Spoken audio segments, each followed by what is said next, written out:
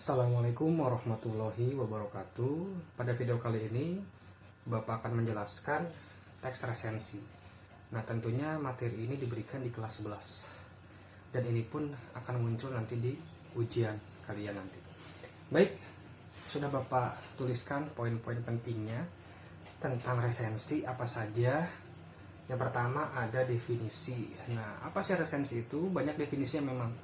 Ada yang menyebutkan pertimbangan, ya, kelemahan kelebihan. Nah, tapi Bapak rangkum.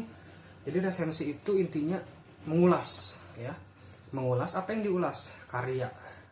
Jadi bisa berupa karya tulis, ya, karya seni juga bisa, ya, film contohnya.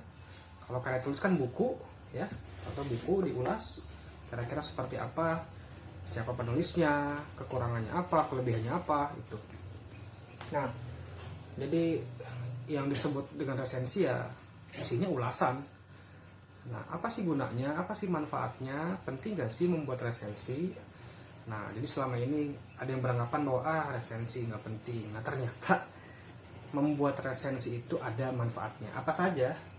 Nah, pertama sebagai sarana untuk melatih, ya, kreativitas. Terutama bagi yang senang menulis, otomatis perlu diasah, dilatih dengan membuat resensi. Nah, yang kedua sebagai sarana promosi. Nah, kalian sedang menulis buku, ya, atau bekerja di suatu penerbit buku misal itu. Nah, penting punya kemampuan meresensi sebagai tadi jalan untuk mempromosikan karya, atau punya karya berupa film misal, atau karya berupa karya seni, lukis misal. Nah, bisa kalian promosikan lewat membuat resensi. Nah, kemudian yang kedua, ternyata ada nilai ekonominya juga. Nah, ini terutama didapat ketika kalian mengirimkan resensi kalian itu ke koran atau media massa. Jadi ada media-media massa yang menerima resensi itu. Jadi nanti ada imbalannya, ya, dapat feedback dari hasil resensi kalian. Nah, dan yang terakhir sebagai bahan pertimbangan. Nah, seringkali kita galau membeli sebuah karya. Kira-kira karya ini bagus nggak ya, cocok nggak ya? Nah, tentunya kita bisa melihat resensi atau ulasannya, ya. Kita mengulas dulu karyanya, apakah cocok dengan apa yang kita harapkan atau tidak. Nah, seperti itu. Nah, itu dia manfaat dari resensi. Kemudian, nah, ini juga muncul dalam ujian nih, unsur-unsur resensi. Nah, yang pernah membuat resensi pasti tahu apa saja yang perlu dituliskan. Nah, ini unsur-unsurnya.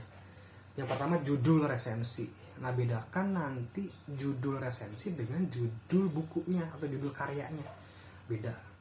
Nanti diberi contoh, ya, di akhir. Kemudian ada identitas karya. Tergantung karyanya, ya, bisa karya tulis misal, bisa karya seni, misal film misal, ya. Jika karya tulis, ya, sesuaikan aja berarti judul bukunya apa. Misal ini buku judulnya Hairul Tanjung Si Anak Singkong misal, contoh. Kemudian penulis, siapa penulisnya? Di sini penulisnya ternyata Cahya Gunawan, contohnya misal penulisnya. Kemudian sesuaikan juga penerbitnya. Biasanya di halaman awal, ya, bagian-bagian awal ada. Awal ada. Nah, ini ya, di bagian-bagian awal ada penerbit, kota terbit, tahun terbit, hingga jumlah halamannya, ketebalannya berapa. Nah, itu di identitas karya. Kemudian, nah, setelah kita tuliskan identitasnya, kita ulas apa saja yang diulas. Nah, tentunya harus baca dulu, kita ulas sinopsisnya atau ringkasan ceritanya, ya. Kalau yang di belakang ada sih enak, tinggal copy aja, ya. Tapi baiknya kalau kita jadi presensi, wajib membaca bukunya. Gitu. Ya, sinopsisnya disingkat. Kemudian ada kekurangan, kelebihan. Nah, ini poin penting dari resensi. Karena kita mengulas nanti apa kekurangannya, apa kelebihannya.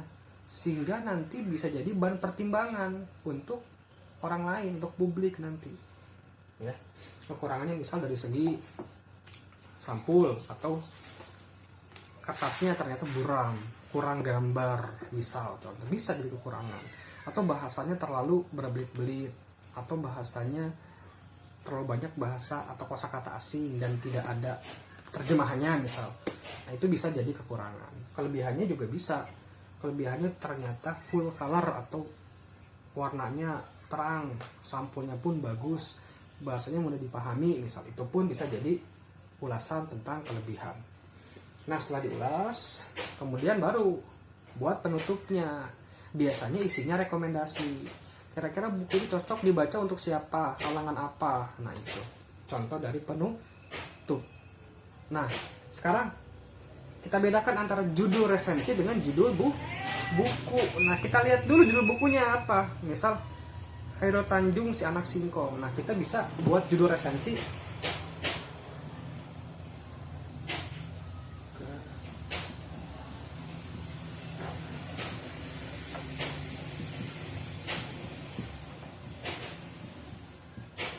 Nah, ketekunan si anak singkong, karena dalam buku ini menjelaskan ketekunan seorang Chairul Tanjung yang disebut sebagai anak singkong. Nah, itu bedanya antara judul resensi dengan judul buku. Ya, seperti itu. Baik, terima kasih. Semoga bermanfaat dan nilai ujiannya nanti bisa maksimal.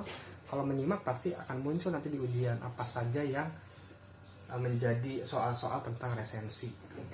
Semoga bermanfaat. Jangan lupa subscribe, like, dan silakan boleh bagikan ke teman-teman kalian. Kurang lebihnya mohon maaf. Assalamualaikum warahmatullahi wabarakatuh.